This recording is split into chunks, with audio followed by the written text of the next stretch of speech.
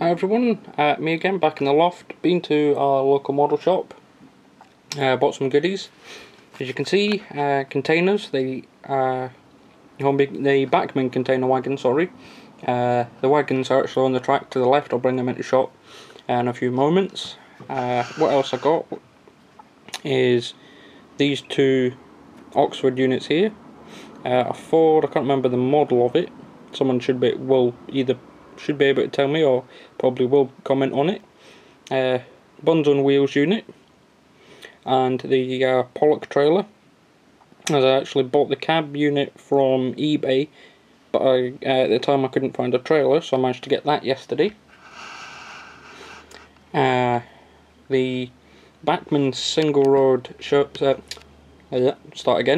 Bachmann single road service shed. A Hornby digital sound Duchess of Montrose and LMS red. I've also got a Bachmann Class 37, another KFA wagon, a bolster wagon, I believe it's called, with pipes. So I'll just lower the camera and hopefully be able to bring these things into shot. So I'll just try and bring the Class 37 over.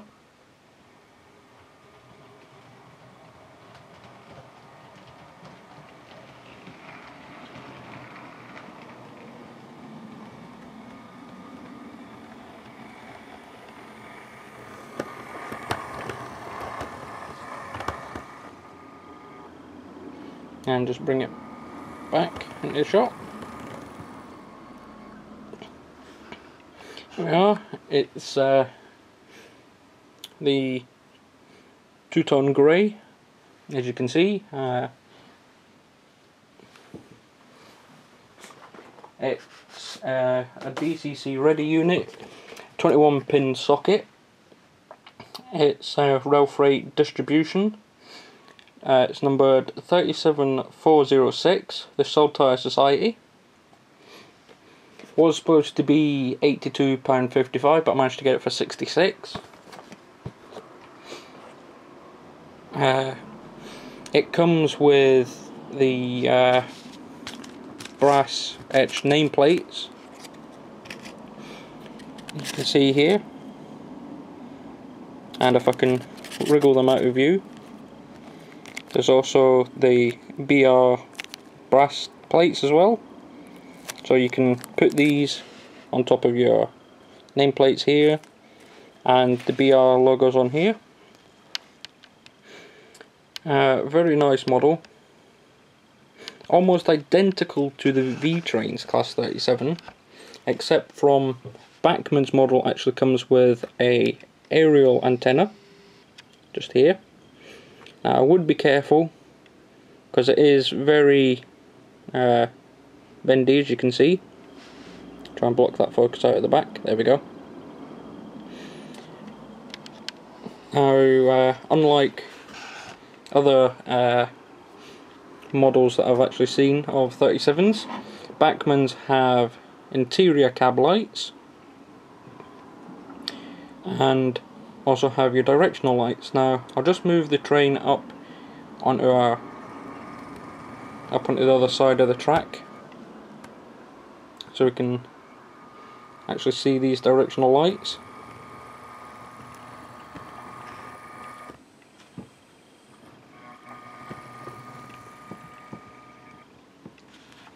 I'll just move the camera around. Now I've already fitted some of the detailing parts to it,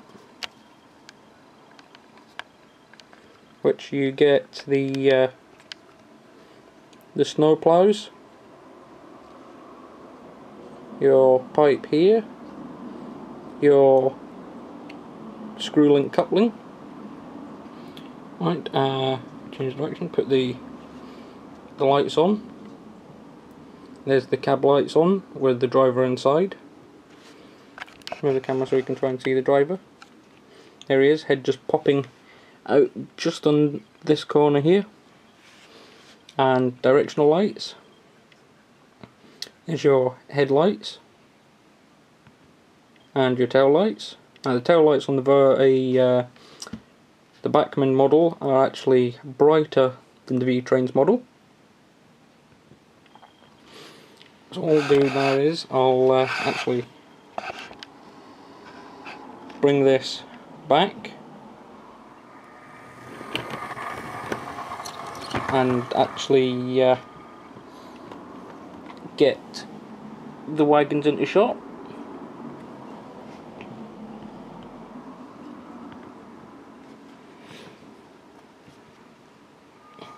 So I'll just use the train to collect them, seeing as it's already on the track. So you get a small running in video as well of other items that I've got.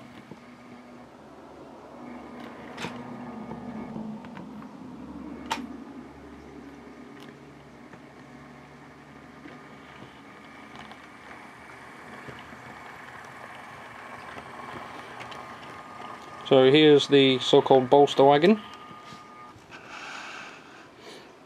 Now if we take this off, you should be able to see the holders. If I just zoom in, put my hand behind so we can actually see them. There we go.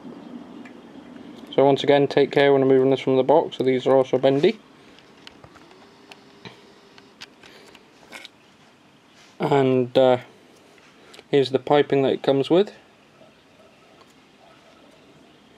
Now by the feel on it, it is just plastic, it's not metal at all. Just hollowed out, cut tubing. But when it's actually on the model, it looks quite good. You could have it weathered, sitting at the line side with a diorama, possibly. Here's the other KFA wagon. Now, the one reservation I do actually have with these models is they're not actually very secure. The holes on this side, if I can get the camera to focus in on them, just there, are actually bigger, just slightly bigger than these pins that are supposed to hold it. And once again, be careful when removing these, because they do bend. The detailing pack that you get with them is you get these close coupling units that have got a bit of plastic to go over the top to simulate brake pipes and such. You actually get other pipes and handrails for the ends, one at either end. And once again, they are sprung buffers. Sprung buffers also on this model, I believe. Oh no, nope, not sprung buffers on them. The Bachmann model should have. Yep, she's got sprung buffers. And what I'll do is I'll take this back.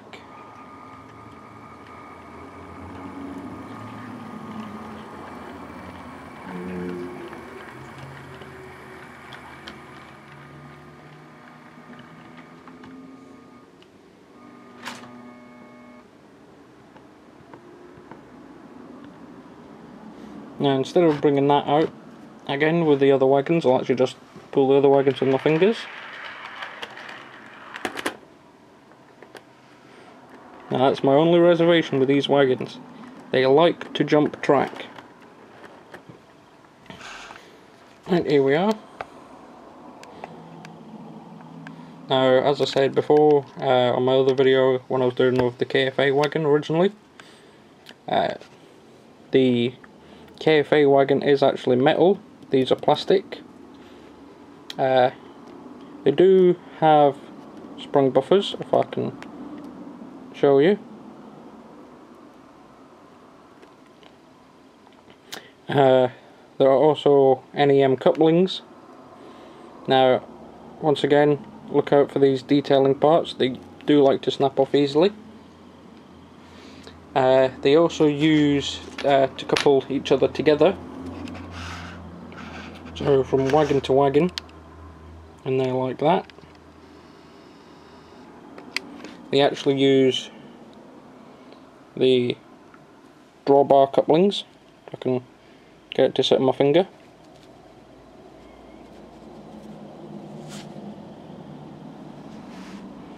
So you've got NEM style couplings, and then you've got these, they hold these two together. So now they are fairly good, although they don't like it if you try and go around too tight a curve, because they don't go that far. Now I'll actually take one of these out and show you what I was on about with the other model. Turn it this way so you can see.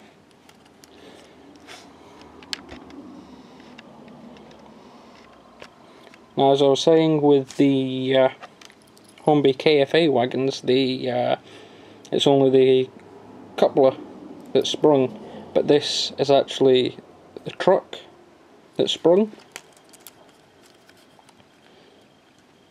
So if you try and go around a tight curve with that, it will spring it back, and you've got your same design as the KFA wagon here.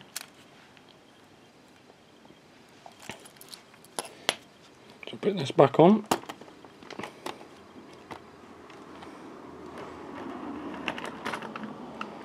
And take these out of shot so we can actually see the actual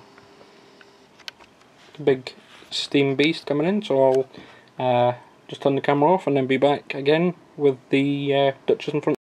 Right, here's the Duchess in front of the camera. I've put the light on the camcorder as oh, she's a dark colour up here on the camcorder for some reason. But here we are. She is a Duchess of Montrose. I've been looking for one of these Duchesses for a while. Now I do actually have another Duchess, the Duchess of Abercorn, but I was looking for one specifically Duchess of Montrose. The reasons why: my father, when he had 3 rail trains, so that's the original Hornby Dublo trains, the metal, and the 3 rail, as it's commonly known to quite a lot of people, had a Duchess, was his favourite train, and I came to like it very well, and it's one of my favourite trains now. So we've got all these lovely details here, very, very nice paint job.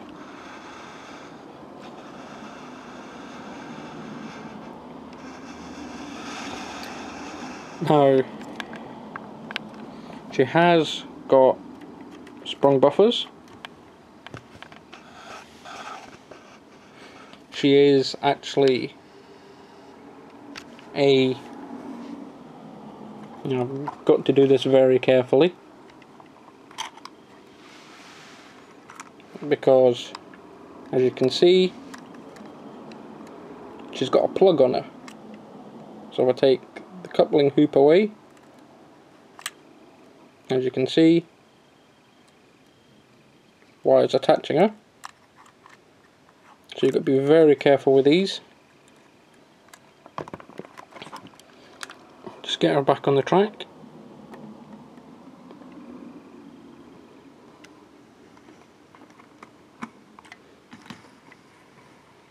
There we go.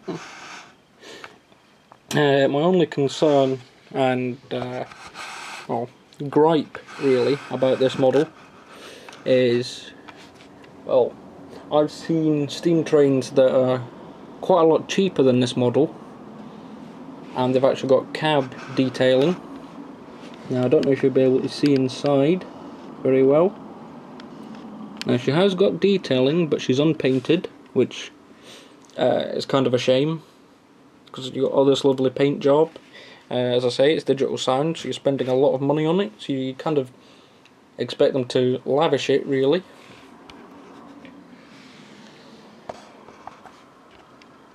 As you can see there, she's a 7P. Now, you get the detailing pack, which is actually still in the box. I didn't want to get that out in case I lost it. Now, you get your usual paperwork. Now, I would recommend reading this one, especially if this is your first digital sound train, as it actually gives you quite a lot of advice.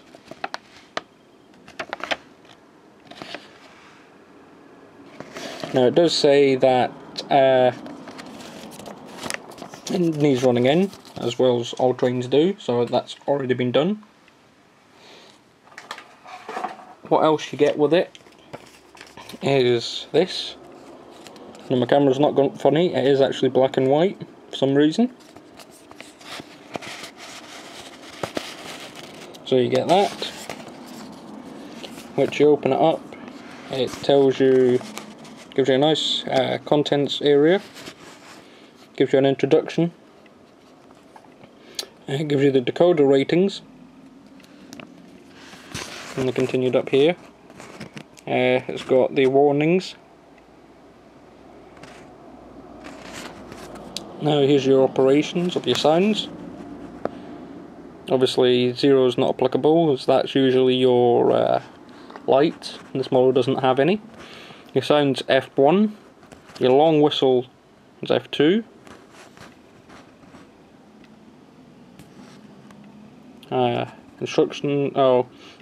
information on running it on DCC.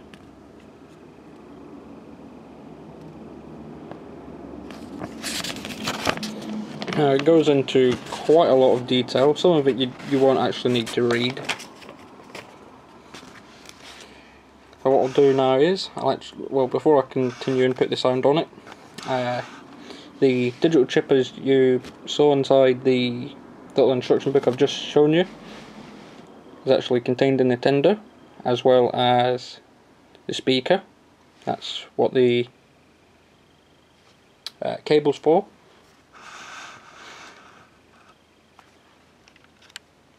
So I'll give you a few seconds just to turn down your volume slightly, because this model is louder than quite a few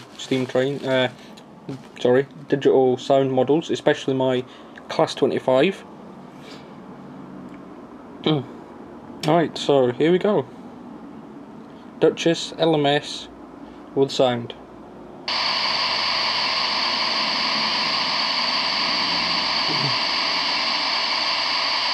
Your coal shoveling.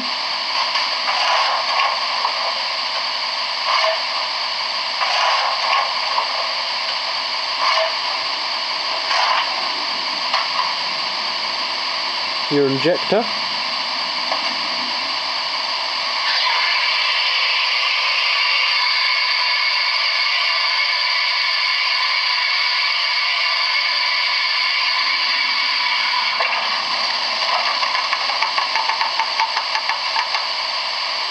Your blower.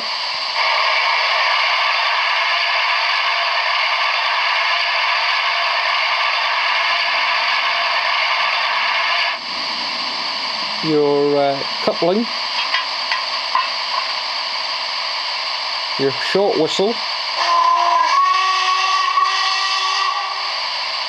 And your longer whistle.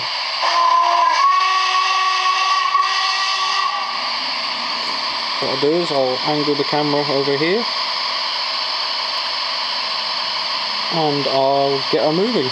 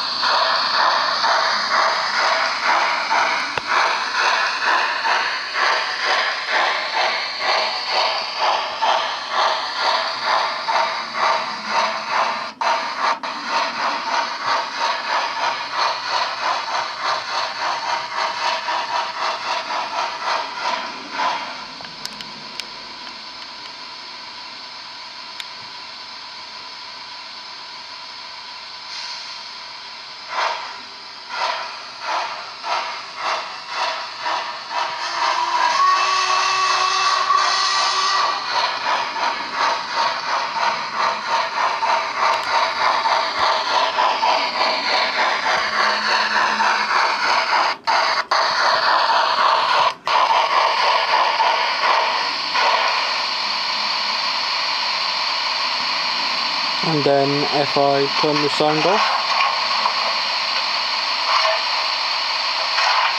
which is then shoveling coal.